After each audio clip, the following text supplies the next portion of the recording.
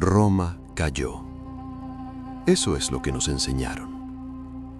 Año 476 de la Era Común. El último emperador romano de Occidente es depuesto. Un jefe de guerra bárbaro llamado Odoacro entra en Ravenna, la capital imperial. El emperador que cae ese día se llama Rómulo Augustulo. Tiene 14 años. El mayor imperio que el mundo occidental había conocido termina en manos de un adolescente asustado. 500 años de poder. Legiones. Césares. Provincias que iban desde Britania hasta el desierto de Siria.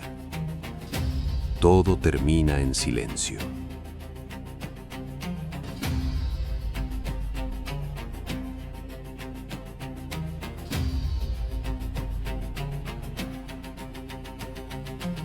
Sin una última batalla final.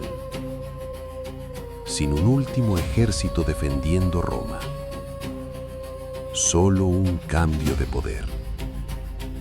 Y entonces, el mundo respiró.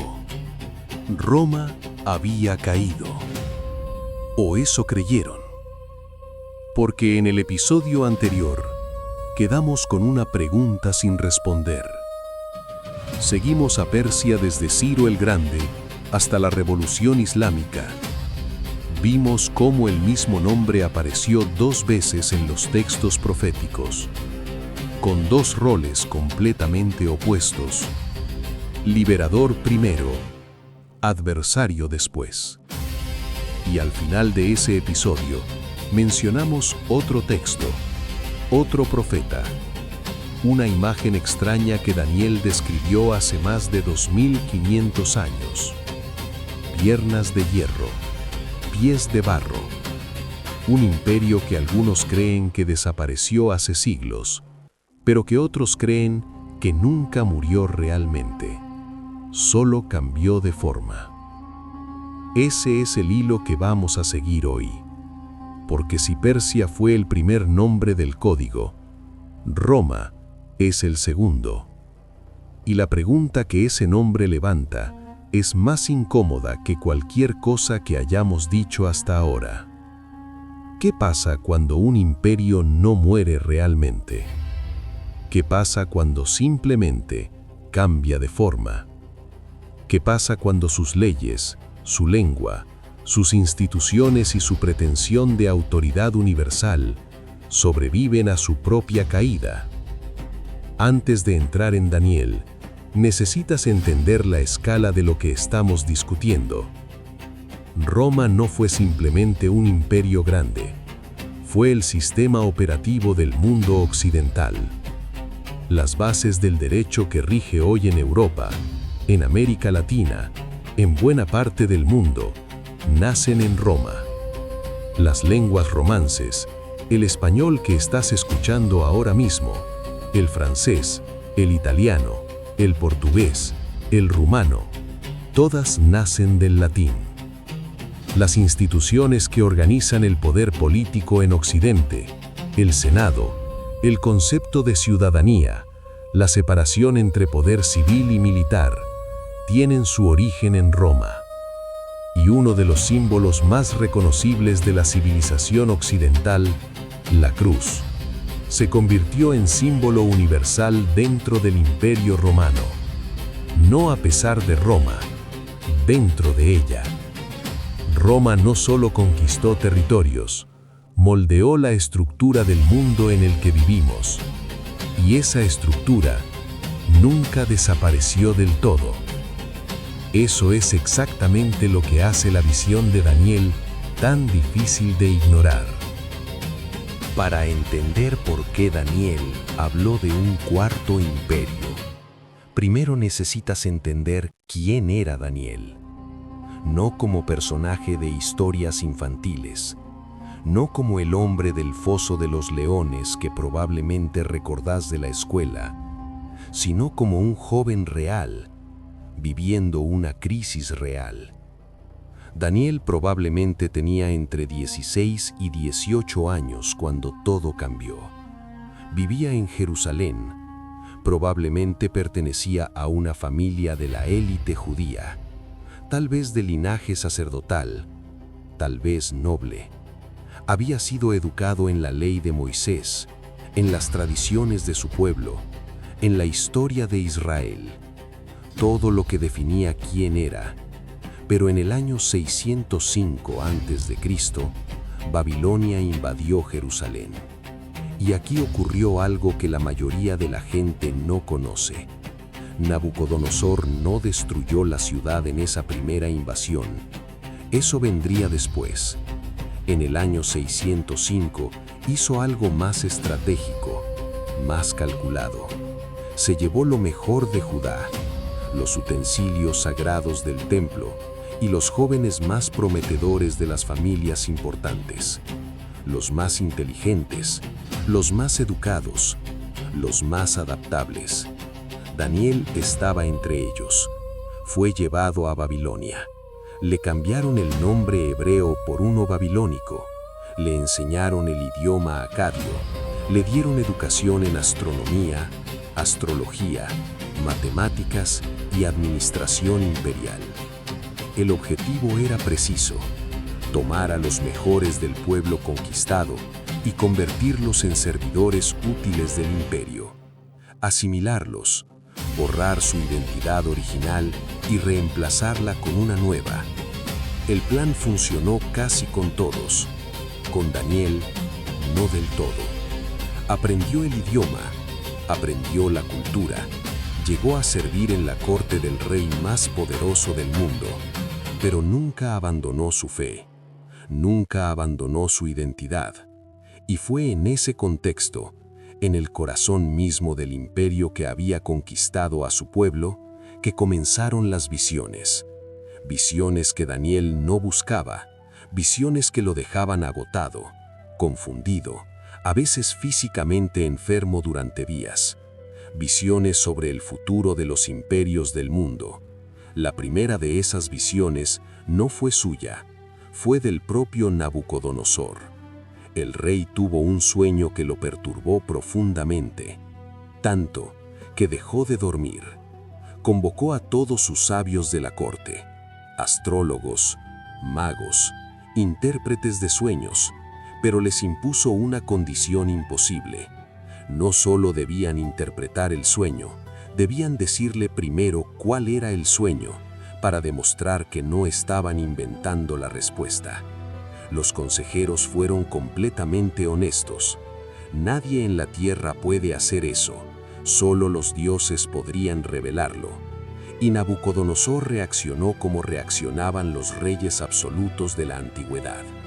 Ordenó ejecutar a todos los sabios de Babilonia, incluyendo a Daniel. Esa noche, Daniel pidió tiempo, oró, y según el texto, recibió la revelación del sueño. Cuando Daniel se presentó ante el rey, describió una imagen que Nabucodonosor reconoció de inmediato. Una estatua gigantesca, imponente, terrible en su belleza. La cabeza era de oro puro, el pecho y los brazos de plata, el vientre y los muslos de bronce, las piernas de hierro y los pies una mezcla extraña, hierro y barro, dos materiales que no deberían estar juntos, dos materiales que no pueden soldarse completamente. Y mientras el rey observaba esa estatua, una piedra fue cortada de una montaña, sin manos humanas, sin herramientas, sin intervención visible. La piedra golpeó la estatua en los pies, en la parte más débil, en el punto de fractura. El hierro se quebró, el barro se desmoronó, el bronce, la plata y el oro cayeron juntos. El viento se llevó el polvo y la piedra se convirtió en una montaña que llenó toda la tierra. Daniel explicó la visión. La cabeza de oro era Babilonia, el propio Nabucodonosor, el rey más poderoso del mundo en ese momento. Después vendría otro reino, inferior en algún sentido, representado por la plata, luego un tercer reino, de bronce, que dominaría toda la tierra, y después un cuarto reino, tan fuerte como el hierro, un reino que aplastaría y desmenuzaría todo lo anterior, como el hierro aplasta al bronce, a la plata, al oro, pero que en su fase final se transformaría en algo distinto, algo que Daniel describe con cuidado. Dice que ese reino estaría dividido, que tendría la fuerza del hierro, pero que en sus pies y en sus dedos habría hierro mezclado con barro de alfarero. Intentarán unirse, dice el texto, pero no se unirán totalmente, como el hierro no puede fusionarse con el barro. Durante más de 2000 años, historiadores y teólogos han debatido la identidad de esos cuatro imperios, pero hay algo en lo que la mayoría coincide. La cabeza de oro es Babilonia, la plata es Medo-Persia, el bronce es Grecia y el cuarto imperio es Roma. Esa interpretación no es solo religiosa, es también la posición de muchos historiadores seculares que estudian la literatura apocalíptica del periodo. Roma dominó el mundo mediterráneo durante siglos. Las legiones romanas construyeron carreteras que conectaban continentes. La ley romana se convirtió en la base jurídica de medio mundo. Un ciudadano romano podía viajar desde Britania hasta Siria bajo una misma autoridad legal. Roma parecía indestructible, y sin embargo, Roma cayó. Año 476. O eso dice la historia oficial. Pero aquí ocurre algo que la mayoría de los libros de texto pasan por alto. Porque hay dos cosas extrañas en esa caída. La primera, el Imperio Romano de Oriente, lo que llamamos el Imperio Bizantino, no cayó en el año 476. Continuó existiendo durante casi 1000 años más. Sus emperadores se llamaban a sí mismos emperadores romanos, en griego, con ceremonial romano, con leyes romanas codificadas, hasta el año 1453, cuando los ejércitos otomanos de Mehmed II entraron en Constantinopla. Eso es lo primero. La segunda cosa extraña ocurrió en Occidente y es aún más reveladora. En la Navidad del año 800, en la Basílica de San Pedro, en Roma, el Papa León III tomó una corona y la colocó sobre la cabeza de un rey franco. El rey se llamaba Carlomagno. No era romano, no tenía sangre romana, era un germano, un franco del norte. Pero en ese momento el Papa lo declaró emperador de los romanos. Piensa en lo que eso significa. 324 años después de la supuesta caída de Roma, el líder de la iglesia más poderosa del mundo decide que Roma no ha muerto. Decide que Roma puede ser restaurada, que puede transferirse a un nuevo cuerpo, a una nueva geografía. Esa idea, que la autoridad imperial romana podía heredarse, transferirse, restaurarse, es exactamente lo que Daniel describía, no como una potencia que muere y desaparece, sino como algo que se transforma, que muta, que persiste bajo nuevos nombres. El sistema político que Carlomagno inauguró aquella Navidad del año 800 evolucionó durante siglos hasta lo que conocemos como el Sacro Imperio Romano Germánico. Sacro, romano, germánico. Tres palabras que en sí mismas cuentan una historia. Sagrado en su autoridad, romano en su pretensión de continuidad, germánico en su realidad étnica y geográfica. Un historiador del siglo XVIII lo resumió con crueldad. Dijo que ese nombre era una contradicción en tres partes, ni sacro, ni romano, ni germánico. Y sin embargo, ese sistema duró más de 1000 años, desde el año 800 hasta 1806, cuando Napoleón lo disolvió. Napoleón, que poco después se coronó a sí mismo emperador de los franceses, con el Papa Pío VII presente en la ceremonia, en la Catedral de Notre-Dame de París. Pero en el momento en que el Papa extendió la corona hacia su cabeza, Napoleón la tomó con sus propias manos y la colocó él mismo sobre su propia cabeza. Luego colocó otra corona en la cabeza de Josefina, sin permitir que el Papa completara el gesto. Era un mensaje sin palabras. Mi autoridad no viene de la Iglesia, viene de mí mismo. Roma seguía viva, solo había cambiado de rostro y de actitud. Aquí es donde es necesario ser intelectualmente honestos, porque hay una objeción seria que debemos enfrentar directamente. Hay un debate académico sobre el libro de Daniel que este canal no puede ignorar. La posición que hemos presentado, que Daniel escribió sus visiones en el siglo VI a.C., en Babilonia, durante el reinado de Nabucodonosor, es la posición tradicional de la fe judía y cristiana. Tiene defensores serios, tiene argumentos históricos y lingüísticos respetables. Pero hay otra posición, sostenida por la mayoría de los académicos de crítica histórica moderna, que el libro fue escrito en el siglo II a.C., durante la persecución del rey seleucida Antíoco IV Epifanes, que el libro fue escrito como literatura de resistencia, para dar esperanza a un pueblo que estaba siendo masacrado por su fe, y que las predicciones sobre Babilonia, Persia y Grecia no eran proféticas, eran históricas, escritas después de los hechos, presentadas como profecía para dar autoridad al mensaje, una práctica conocida en la literatura antigua como pseudoepigrafía. Si esa posición es correcta, el argumento que conecta a Daniel con el mundo moderno pierde su fundamento profético.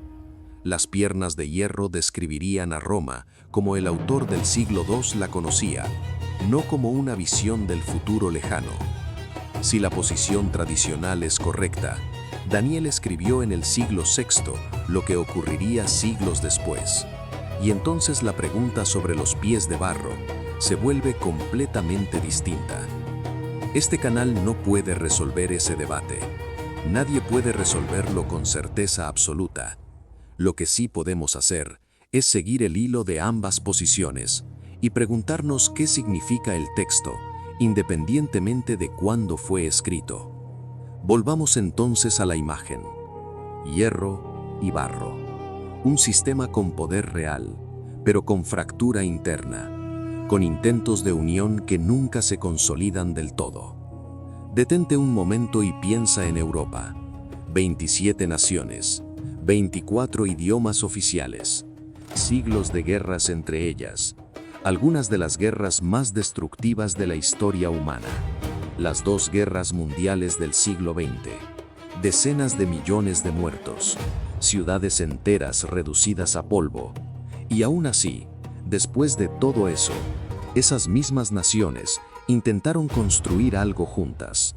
El Parlamento Europeo existe, el Banco Central Europeo existe, el euro circula en 20 países, las instituciones supranacionales existen.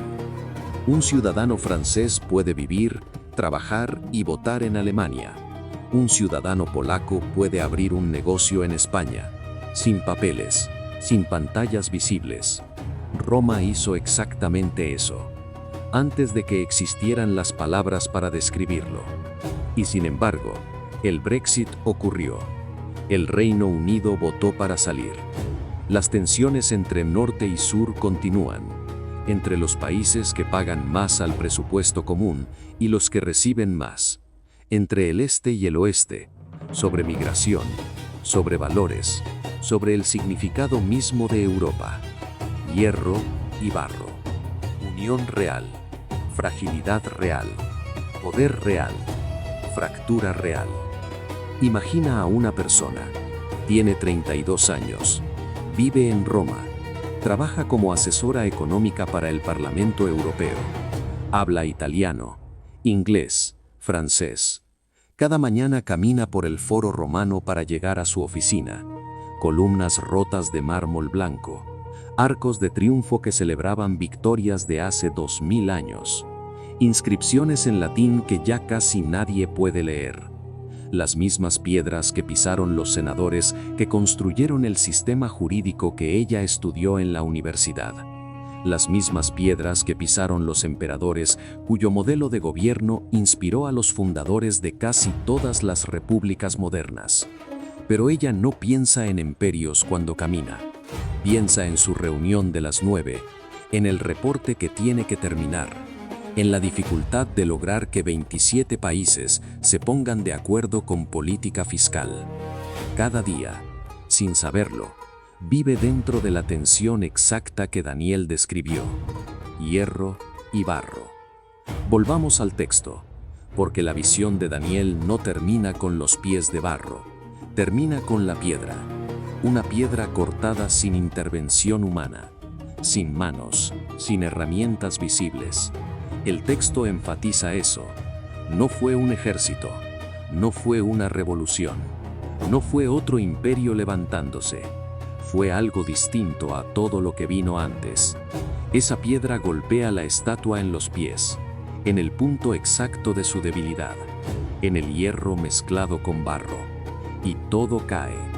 Babilonia, Persia, Grecia, Roma. Todo el sistema de los imperios humanos pulverizado al mismo tiempo. Y la piedra se convierte en una montaña que llena toda la tierra.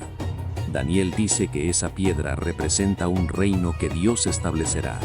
Un reino que no será dejado a otro pueblo, que no tendrá fin, que llenará toda la tierra. Ese es el final de la visión. No una batalla que Roma pierde, no una invasión desde afuera, sino una intervención que viene de una dirección completamente diferente. Y aquí es donde la visión de Daniel se conecta con lo que vimos en el episodio anterior. Ezequiel describió una coalición de naciones que se levanta contra Israel. Persia, naciones del norte, potencias que observan, pero no intervienen. Un mundo donde hay poder, pero no consenso. Donde hay estructura, pero también fractura. Dos profetas, escribiendo en la misma época, describiendo el mismo horizonte desde ángulos distintos. Ezequiel describió los actores de la coalición. Daniel describió el sistema global dentro del cual esa coalición opera.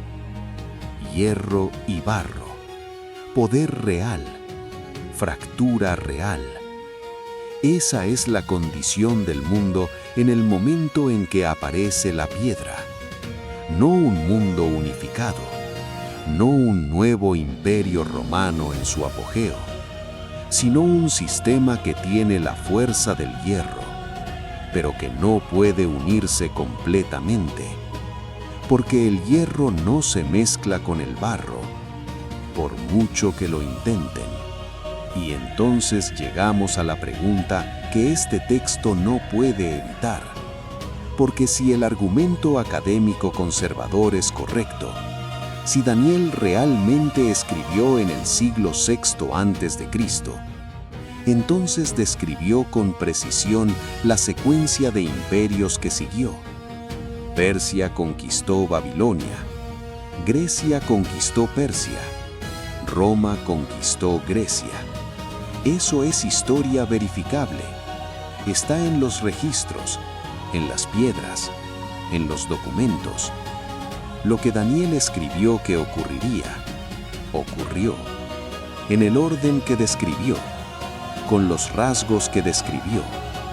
Persia inferior a Babilonia en esplendor, pero superior en extensión. Grecia veloz como el viento. La velocidad de la conquista de Alejandro es uno de los fenómenos más documentados de la antigüedad. Roma fuerte como el hierro, aplastando todo lo anterior. Si acertó en todo eso, la pregunta que queda es inevitable. ¿Qué hacemos con los pies? ¿Qué hacemos con la fase del hierro mezclado con barro que el texto dice que viene antes de la piedra? ¿Ya ocurrió completamente? ¿O todavía estamos dentro de ella? Llegamos al final de este episodio. Seguimos el hilo del Cuarto Imperio desde Babilonia hasta el mundo moderno, desde Nabucodonosor hasta Bruselas, desde las legiones romanas hasta las instituciones supranacionales, desde el primer César hasta el hombre que se coronó a sí mismo para no arrodillarse ante nadie. Roma no desapareció. Roma se transformó, cambió de nombre, cambió de idioma, cambió de capital, cambió de religión oficial, pero la pretensión, la idea de una autoridad que organiza el mundo, que dicta su ley, que define lo que es civilizado y lo que no lo es, esa pretensión nunca murió del todo. Y según Daniel, esa es exactamente la condición del mundo en el momento final. Hierro y barro. No un nuevo imperio consolidado, no una nueva Roma en su apogeo, sino el sistema antiguo en su fase de fractura, con todo su poder y toda su inestabilidad. Antes de cerrar, quiero dejarte con la pregunta que más comentarios ha generado entre quienes han estudiado esta visión. No es abstracta, es concreta. Hay dos posiciones completamente opuestas entre personas serias e informadas. La primera dice esto: los pies de hierro y barro ya ocurrieron. La fase final del Cuarto Imperio fue el Imperio Romano tardío, dividido entre Oriente y Occidente, debilitado por las invasiones bárbaras, fragmentado en reinos que nunca lograron unificarse. Ya pasó. La piedra que destruye la estatua es el reino de Dios que comenzó con el primer siglo de la era común. La visión ya se cumplió. La segunda posición dice algo completamente distinto. Los pies de hierro y barro describen el futuro, una fase de la historia que todavía no ha llegado a su punto final, una confederación de naciones que tendrá poder real, pero que no podrá unirse completamente, y que la piedra aún no ha caído. ¿Cuál de las dos posiciones es correcta? No lo sabemos con certeza. Nadie lo sabe. Pero quiero saber dónde estás tú. ¿Crees que los pies de Daniel ya ocurrieron? ¿O crees que estamos todavía dentro de ellos? Te leo en los comentarios, porque en el próximo episodio vamos a abrir un libro que Daniel mismo no pudo comprender completamente. Un libro que un ángel le ordenó sellar hasta el tiempo del fin. Un libro que ha generado más debate que cualquier otro texto de la historia.